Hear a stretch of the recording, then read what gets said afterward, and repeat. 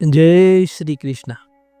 श्रीमद् भागवत महापुराण दसम स्कंद पूर्वार्ध अध्याय 29 રાસલીલાના સમારંભમાં ભગવાનનું અદ્રશ્ય થવું। શ્રી સુખદેવજી બોલ્યા, હે રાજા, શરદ ઋતુને લીધે મલ્લિકાઓ જેમાં ખીલી હતી તે રાત્રિઓ જોઈ ભગવાને પણ યોગ માયાનો આશ્રય કરી રમવાનો મનમાં વિચાર કર્યો। તે સમયે ઘણા લાંબા કાળે મળેલો પતિ પ્રિયાના મુખને કેસરની જેમ લેપે તેમ અતિશય સુખકારી પોતાના કિરણો વડે ઉદયકાળના લાલ રંગથી પૂર્વ દિશાના મુખને રાતું કરતો ચંદ્ર ઉદય પામ્યો, જે લોકોના તાપને શાંત કરતો હતો। તે દિવસે ચંદ્રનું મંડળ અખંડ હતું, પૂર્ણિમાની રાત્રિ હતી, તેથી લક્ષ્મીના મુખ પેઠે શોભતા અને નવા કેસર જેવા રાતા તે ચંદ્રને તેમજ તેના કોમળ કિરણોથી રંગાયેલા વનને જોઈને શ્રી કૃષ્ણ સ્ત્રીઓમાં મનને હરે તેવું મધુર ગાયન ગાવા માંડ્યું, જે કામને વધારનારું હતું।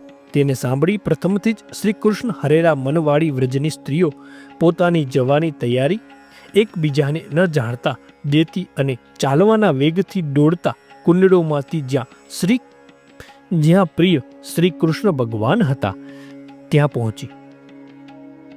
કેટલીક ગાયો દોહતી હતી, તે દોહવું છોડી ઉતાવળી ત્યાં ગઈ। બીજી કેટલીક દૂધ ગરમ કરવા મૂકી તેને ઉતાર્યા વિના જ ત્યાં પહોંચી। કેટલીક ચૂલા પર ચડાવેલી અને રંધાઈ ગયેલી લાપસીને ઉતાર્યા વગર દોડી। કેટલીક પીરસતી હતી તે પડતું મૂકી ત્યાં પહોંચી। કેટલીક બાળકને ધાવણ દવાડતી હતી તે છોડી ત્યાં દોડી। કેટલીક પતિઓની સેવા કરતી હતી તેને અધૂરું મૂકી ત્યાં પહોંચી। કેટલીક જમતી હતી તેને અધૂરું મૂકી ત્યાં પહોંચી। કેટલીક લીંપતી હતી ને પડતું મૂકી ત્યાં પહોંચી। કેટલીક શરીર સ્વચ્છ કરતી હતી તે છોડીને પણ ચાલી। કેટલીક તો નેત્રો આંજતી હતી પણ અધૂરા મૂકી ચાલી નીકળી। કેટલીક વસ્ત્રો તથા અલંકાર આડઅવળા પહેરી શ્રી કૃષ્ણ પાસે પહોંચી। એ વેળા તેમના પતિઓ, પિતાઓ, ભાઈઓ તથા સગા સંબંધીઓ અટકાવી તો પણ શ્રી કૃષ્ણ હરેલા મનવાળીને મોહિત થયેલી તેઓ અટકી નહીં। હે પરીક્ષિત, એ વખતે કેટલીક ગોપીઓ દરોની અંદર મળી એટલે તેમને બહાર નીકળવાનો માર્ગ ન મળ્યો, પણ તેઓ પ્રથમથી જ શ્રી કૃષ્ણની ભાવનાથી યુક્ત હોય નેત્રો બંધ કરી તેમનું ધ્યાન કરવા લાગી। વળી પ્રિયતમ શ્રી કૃષ્ણના વિરહથી ઉપજેલા તીવ્ર તાપ વડે જેઓના સર્વ પાપ બળી ગયા હતા અને ધ્યાન દ્વારા પ્રાપ્ત થયેલા શ્રી કૃષ્ણના આલિંગન વડે થયેલી શાંતિથી જેઓના પૂર્ણ કર્મ પણ નાશ પામ્યા હતા, એવી જ ગોપીઓ તે જ શ્રી કૃષ્ણ પરમાત્માને જોકે જાહેર બુદ્ધિથી પામી હતી તો પણ તરત જ નાશ પામેલા બંધનવાળી થઈને ગુણમય શરીર તેઓએ ત્યજ્યું હતું, અર્થાત શ્રી કૃષ્ણના સ્વરૂપને પામી હતી। પરીક્ષિત રાજાએ કહ્યું, હે મુનિ, ગોપીઓ શ્રી કૃષ્ણને કેવળ જાહેર પતિ તરીકે માનતી, બ્રહ્મ સ્વરૂપે કે પરમાત્મા સ્વરૂપે માનતી ન હતી, છતાં તે ગુણ બુદ્ધિરૂપ કામ વાસનાઓ વાળી ગોપીઓના ગુણોનો પ્રવાહ રૂપ સંસાર દૂર કેમ થયો? શ્રી સુખદેવજી બોલ્યા, આ સંબંધી તમને પ્રથમ જ કહ્યું છે કે શિશુપાલ શ્રી કૃષ્ણનો દ્વેષી હતો તો પણ તે સિદ્ધિ પામ્યો હતો, તો શ્રી કૃષ્ણને પ્રિય અને શ્રી કૃષ્ણ ઉપર પ્રેમવાળી ગોપીઓ સિદ્ધિ અથવા મોક્ષ પામે એમાં શું કહેવાનું હોય? હે રાજા, ભગવાન જો કે વિકાર શૂન્ય બુદ્ધિ આદિથી અમાપ નિર્ગુણ અને ગુણોના નિયંતા છે, તો પણ મનુષ્યના કલ્યાણ માટે જ તેમનો અવતાર હોય છે। માટે શ્રી હરિ વિશે નિત્ય કામ, ક્રોધ, ભય, સ્નેહ, સંબંધ કે મિત્રતા એમાંનું કંઈ પણ કરનારા પ્રાણીઓ અવશ્ય શ્રી હરિમયપણાને પામે છે। માટે યોગેશ્વરોનો ઈશ્વર અને અજન્મા શ્રી કૃષ્ણ વિશે તમારા વિસ્મય પામેલું નહીં, કારણ કે શ્રી કૃષ્ણના આશ્રયથી સ્થાવર વગેરે પણ મુક્ત થાય છે। વ્રજની તે સ્ત્રીઓને પાસે આવેલી જોઈ વક્તાઓમાં શ્રેષ્ઠ ભગવાન શ્રી કૃષ્ણ તેમને વાણીના વિલાસથી મોહિત કરવા કહેવા લાગ્યા। શ્રી ભગવાન બોલ્યા, હે મહાભાગ્યશાળી સ્ત્રીઓ, તમે ભલે આવી, હું તમારું શું પ્રિય કરું? વ્રજનું કુશળ ક્ષેમ છે ને? આ રાત્રિ ભયંકર દેખાવની હોય ભયંકર પ્રાણીઓથી સેવાયેલી છે। આવે વખતે અહીં આવવાનું કારણ કહો। હે સુંદર કેડવાળી ગોપીઓ, તમે વ્રજમાં પાછી જાઓ, તમારે અહીં રહેવું યોગ્ય નથી। તમારા માતાઓ, પિતાઓ, પુત્રો, ભાઈઓ તથા પતિઓ તમને ન જોતા તમારી શોધખોળ કરશે। તમારે તમારા સગા સંબંધીઓને ભય ન ઉપજાવવો જોઈએ. પુષ્પોથી ખીલેલું, પૂનમના ચંદ્રના કિરણોથી રંગાયેલું અને યમુનાના પવનની લહેરોથી દોડતા વૃક્ષોના પાંદડા વડે શોભતું આ વન તમે જોયું છે. માટે હે સતીઓ, તમે વ્રજમાં જાઓ, ઢીલ કરોમાં અને તમારા પતિઓની સેવા કરો. તમારા છોકરા અને વાછરડાઓ બૂમો પાડે છે, તેઓને દવડાવો અને ગાયોને દોહો, અથવા મારા ઉપરના સ્નેહની વશ થયેલા અંતઃકરણવાળી તમે અહીં આવી છો તે પણ તમને યોગ્ય છે જ, કેમ કે મારા પર સર્વ પ્રાણીઓ સ્નેહ કરે છે. હે કલ્યાણી સ્ત્રીઓ, નિષ્કપટપણે પતિની તથા પતિના માતા પિતા વગેરે સંબંધીઓની સેવા કરવી અને પતિના પુત્ર સેવક વગેરેનું પોષણ કરવું એ સ્ત્રીઓનો પરમ ધર્મ છે. જે સ્ત્રીઓ સ્વર્ગવાદી પવિત્ર લોકને ઈચ્છતી હોય તેઓએ પોતાનું પતિ દુષ્ટ સ્વભાવનો, દુર્ભાગી, વૃદ્ધ, રોગી અને નિર્ધન હોય તો પણ જો મોટા પાપથી યુક્ત ન હોય તો તેને તજવો નહીં. કુળવાન સ્ત્રીને 4 પુરુષના સંબંધથી પ્રાપ્ત થનારું વિશ્વમય સુખ, સ્વર્ગ તથા યશનો નાશ કરનાર થાય છે, ને તે સુખ તુચ્છ, મહાકષ્ટ આપનારું, ભયજનક અને બધે નિંદાપાત્ર છે. વળી મારું શ્રવણ, દર્શન, ધ્યાન તથા કીર્તન કરવાથી મારામાં જેવો ભાવ બંધાય છે તે મારી પાસે રહેવાથી કે મારા અંગનો સંગ કરવાથી બંધાતો નથી. માટે તમે ઘરે જાઓ. શ્રી સુખદેવજી બોલ્યા. એમ શ્રીકૃષ્ણનું અપ્રિય ભાષણ સાંભળી ગોપીઓ અત્યંત ખેદ પામી. તેઓના સંકલ્પો પડી ભાંગ્યા અને તેઓ અપાર ચિંતામાં પડી શોકથી ઉત્પન્ન થયેલા નિશાસાના વાયુથી શુકાતા અને પાકા ગિલોળા જેવા રાતા નીચલા હોઠવાળા મુખોને નીચા ઢાળી પગથી જમીનને ખોતરતી તે ગોપીઓ દુઃખના મોટા ભારથી દબાઈ ગઈ અને કાજળવાળા આંસુઓથી સ્તન પરના કેસરને ધોતી ચૂપચાપ ઊભી રહી.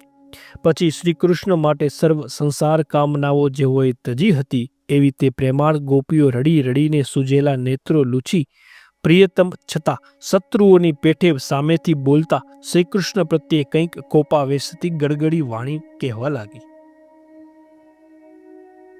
ગોપીઓ બોલી, હે પ્રભો, આવું ક્રૂર વચન કહેવાને આપ યોગ્ય નથી. અમે સર્વ વિષયો તજી આપના ચરણો સેવીએ છીએ. તો હે સ્વેચ્છા અચ્છારી કૃષ્ણ, અમે તજોમાં, પણ જેમ આદિપુરુષ દેવ મુમુક્ષોને ભજે છે તેમ તમે અમને બજો કામનાઓમાં પૂર્ણ કરો. હે કૃષ્ણ, ધર્મ વેતા આપે કહ્યું કે પતિ, છોકરા અને સંબંધીઓની સેવા કરતી સ્ત્રીઓનો સર્વ ધર્મ છે. તો તે ઉપદેશોના વિષરૂપ આપ ઈશ્વર વિશે જ ભલે તે પ્રમાણે થાવ, કારણ કે આપ જ સર્વ પ્રાણીઓના અતિશય પ્રિય બંધુ અને આત્મા છો. જો આપ ધર્મના ઉપદેશક હો અને ધર્મ જાણતા ઈચ્છતી હોઈએ તો આપ ધર્મવેતાએ જે કહ્યું તે ભલે તમે હોય, પરંતુ આપ ધર્મના ઉપદેશક નથી, પણ સર્વ પ્રાણીઓના પ્રિયતમ આત્મા છો. અથવા આપે જે કહ્યું હતું કે તે ઉપદેશના વિષયરૂપ પુરુષના ભલે તેમ છો. આપ તે અમારા સ્વામી છો, છતાં આપ કેમ કહો છો? આપે આમ કહેવું ન ઘટે, કેમ કે આપ પ્રાણીઓના સર્વ ફળરૂપ છો. પતિ વગેરેની સેવા કરવી તે અમારો ધર્મ છે એમ આપે કહ્યું, તો તે અમારો ધર્મ આપ વિશે જ કર્તવ્ય તરીકે થાવ, કેમ કે આપ જેમને સેવા કરવા યોગ્ય તરીકે ઉપદેશો છો તે પતિ વગેરેના પણ આશ્રય અને સર્વના ઈશ્વર છો, અને ઈશ્વર રૂપ મૂળ વસ્તુ વિના પતિ પુત્ર વગેરે કંઈ છે જ નહીં. શાસ્ત્ર કુશળ પુરુષો નિત્ય પ્રિય પોતાના આત્મારૂપ આપ વિશે જ પ્રીતિ કરે છે, તો દુઃખદાયક પતિપુત્ર વગેરેનું અમારે શું કામ? માટે હે પરમેશ્વર, તમે અમારા ઉપર પ્રસન્ન થાવ. હે કમળ નયન, ઘણા લાંબા સમયથી આપ વિશે બાંધેલી અમારી આશા તોડી ન પાડો. અમારું ચિત્ત પ્રથમ ધારણમાં જ લાગ્યું રહેતું, તેને તો આપે હરી લીધું છે. અમારા બંને હાથ પહેલા ઘરના કામકાજમાં લાગ્યા રહેતા, તેઓને પણ આપે હરી લીધા છે, અને અમારા બંને પગ આપના ચરણમૂળનું પાસેથી એક ડગલું પણ ખસતા નથી. તો અમે વ્રજમાં કેવી રીતે જઈએ અને ત્યાં જઈને કરીએ પણ શું? માટે હે કૃષ્ણ, આપના હાસ્યપૂર્વક જોવાથી અને મનોહર ગીતથી ઉત્પન્ન થયેલા અમારા કામાગ્નિને આપ આપના અધરા મૃતના પ્રવાહથી સિંચો. હે સખા, જો એમ નહીં કરો તો અમે તે કામાગ્નિમાં તથા બીજા આપના વીરથી જન્મેલા અગ્નિમાં અમારા શરીર બાળી નાખી આપનું ધ્યાન કરી આપના ચરણે પામીશું. હે કમળ નયન કૃષ્ણ, જંગલમાં વસતા મુનિજન જેમને પ્રિય છે એવા બાળક, એવા આપનું ચરણ કમળ કે જેનો આનંદ લક્ષ્મી દેવીને પણ કોઈક વેળા આપેલો છે, તેનો જ્યારથી એમ સ્પર્શ કર્યો છે ત્યારથી માંડી આપે આનંદી કરેલી એમ બીજા પાસે ઊભી રહેવાને પણ સમર્થ નથી. લક્ષ્મી દેવી પોતાના પર કૃપા કટાક્ષ કરે તે માટે બીજા દેવો વગેરેનો પ્રયાસ હોય છે.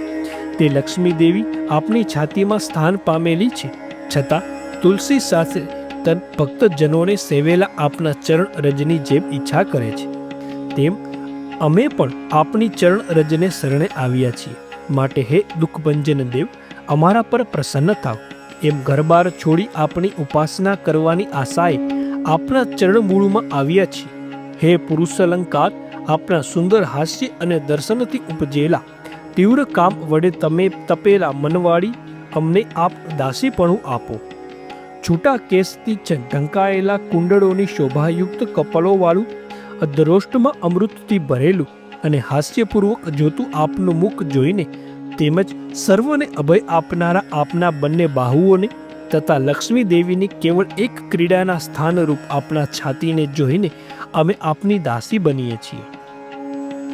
હે કૃષ્ણ, આ ત્રણેય લોકમાં એવી કઈ સ્ત્રી છે કે જે મનોહર પદવાળા અને લાંબા આલાપવાળા આપના ગાન સાંભળીને તેમજ ત્રણેય લોકમાં કેવળ એક જ સુંદર આપના આ સ્વરૂપને જોઈ અત્યંત મોહિત થઈ? આ ચરિત્ર રૂપ પાતિવ્રત ધર્મથી ચલિત ન થાય? થાય જ, કેમ કે આપનું ગાયન સાંભળવાથી જ અને રૂપ જેવાથી ગાયો, પક્ષીઓ, વૃક્ષો તથા મૃગલા પણ રોમાંચિત થઈ જાય. જેમ આદિપુરુષ ભગવાન દેવોની તથા લોકોની રક્ષા કરનાર તરીકે અવતાર લે છે, તેમ આપ પણ વ્રજના ભયને તથા દુઃખને દૂર કરનાર તરીકે ખરેખર અવતર્યા છો. માટે હે દીનબંધો, અમારા કામથી તપેલા સ્તનો ઉપર તથા મસ્તક ઉપર આપ આપનું હસ્તકમળ મૂકો. શ્રી સુખદેવજી બોલ્યા. એમ ગોપીઓના વ્યાકુળ વચનો સાંભળી યોગેશ્વરોના ઈશ્વર શ્રીકૃષ્ણ પોતે આત્મારામ હતા, છતાં ખડખડાટ હસી દયાથી તે ગોપીઓને રમાડવા લાગ્યા. તે વખતે પ્રિય શ્રીકૃષ્ણના દર્શનથી પ્રફુલ્લ મુખવાળી તે એકઠી થયેલી ગોપીઓથી વીંટાયેલા ઉદાર ચરિત્રોવાળા અને ઉત્તમ હાસ્ય તથા દાંતમાં મોગરાના પુષ્પ જેવી કાંતિવાળા શ્રીકૃષ્ણ નક્ષત્રોથી વીંટાયેલા ચંદ્રની પેટે શોભતા હતા. સેંકડો સ્ત્રીઓના ટોળાઓના પતિ શ્રી કૃષ્ણ વૈજયંતી માળા પહેરીને વૃંદાવન શોભાવતા ફરતા હતા. ત્યારે તે સ્ત્રીઓ તેમને ગુણોને ગાતી હતી. પછી તે ભગવાન ગોપીઓ સાથે યમુનાના તીર પર જઈ રમવા લાગ્યા. એ કિનારો નદીના તરંગોથી આનંદદાયક અને ચંદ્ર વિકાસી કમળોની સુગંધવાળા વાયુથી શીતળ રેતીવાળો હતો. ત્યાં બંને ભુજાઓ પહોળી કરી ભેટવું, હાથ કેસપાસ, સાથળો, ચણિયાનું બંધન તથા સ્તનનો સ્પર્શ કરવો, હાસ્યનો વચનો કહેવા, નખક્ષત્ર કરવા, રમવું, જોવું તથા હસવું વગેરે વ્રજની સુંદરીઓના કામને ઉદ્વિત કરનારા ભગવાને તેઓને રમાડી. એમ મહાન આત્મા શ્રીકૃષ્ણ ભગવાનની પોતાને માન મળ્યું એટલે તે ગોપીઓ અભિમાની થઈને પૃથ્વી પરની સર્વ સ્ત્રીઓમાં પોતાને રૂપ ગુણથી માનવા લાગી. ભગવાન શ્રીકૃષ્ણ તેઓના સૌંદર્ય મદ તથા ગર્વ જાણી ગયા, જેથી તેઓના તે મદ ઉતારવા અને તે દ્વારા તેઓના પર કૃપા કરવા ત્યાં જ અદ્રશ્ય થઈ ગયા. શ્રીમદ ભાગવત મહાપુરાણ 10મ સ્કંદ, અધ્યાય 29 સમાપ્ત. જય શ્રી કૃષ્ણ.